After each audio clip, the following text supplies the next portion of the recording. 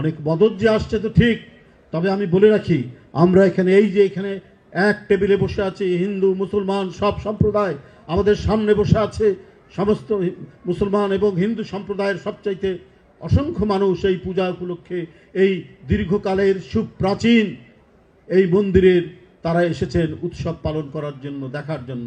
আমরা প্রত্যেকেই আমাদের 1 ইঞ্চি জমির উপর যদি কেউ সেন দৃষ্টি দেয় আমরা তার চোখ ফুটা করে দেব। এটাই হচ্ছে আমাদের ঐক্যের অঙ্গীকার।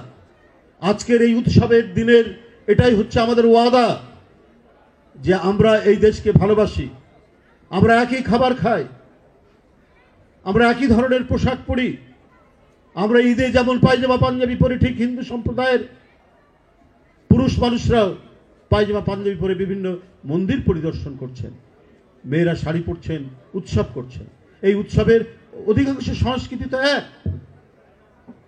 আমার মা খালা বোন ঠিক তাদেরও মা মাসি বোন ভাবি যেভাবে রান্না করেন একই রান্না, একই আমাদের টেস্ট, একই স্বাদ, তো আমরা তো একই জাতিসত্তার অংশ।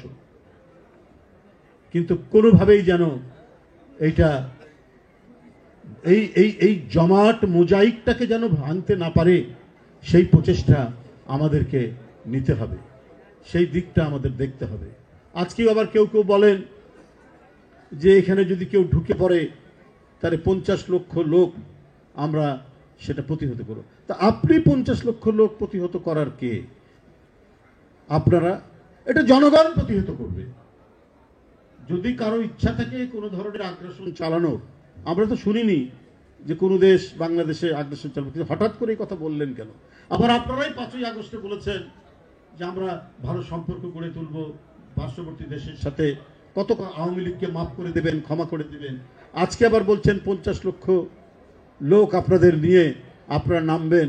এটা ভাই আপনারা তো আমার মনে হয় যে সব সময়ের জন্য আপনাদের কথা এবং কাজের মধ্যে মিল নেই, একেবারেই কথা এবং কাজের মধ্যে মিল নেই।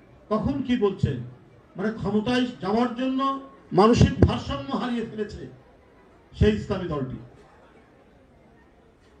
একেবারে ভারসাম্য হারিয়ে ফেলেছে। উনারা আগে লিখতেন জামাতে ইসলামী বাংলাদেশ, আগে জামাতে ইসলাম তারপরে বাংলাদেশ। তো আমার বক্তব্য হলো কেন এটা লিখতেন? তার মানে জামাতে ইসলাম বাংলাদেশের কোনো স্বাধীন রাজনৈতিক দল নয়, এটা একটা শাখা। আমরা যেমন লিখি জাতীয়তাবাদী দল কুষ্টিয়া জেলা শাখা, ব্র্যাকেটে লিখি, তো ওরা যে পাশে বাংলাদেশ লেখে তার মানে তাদের আরো শাখা আছে। এটা একটা শাখা, এটা একটা শাখা। যখন 111-এর সরকার ধমক দিল ইয়ে দিল তখন তারা পরিবর্তন করলো, তখন লিখলেন বাংলাদেশ জামাত ইসলাম। এই যে রূপ পরিবর্তন, এই রূপ পরিবর্তন কিন্তু মানে মানুষ ভালো মতো নেয় না। তারপরে ওনাদের লোগো, তাদের পতাকার লোগো 2016 সালে পরিবর্তন করেছেন, আবার এখন এই 2-1 দিনের মধ্যে আবার পরিবর্তন করছেন।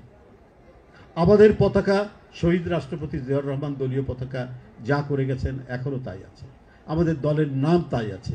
কারণ আমাদের ঠিকানা, আমাদের বসবাস, আমাদের বেঁচে থাকা, আমাদের জীবন দর্শন হচ্ছে বাংলাদেশ, বাংলাদেশের মাটি, বাতাস, এর নদী, বায়ু সবকিছু।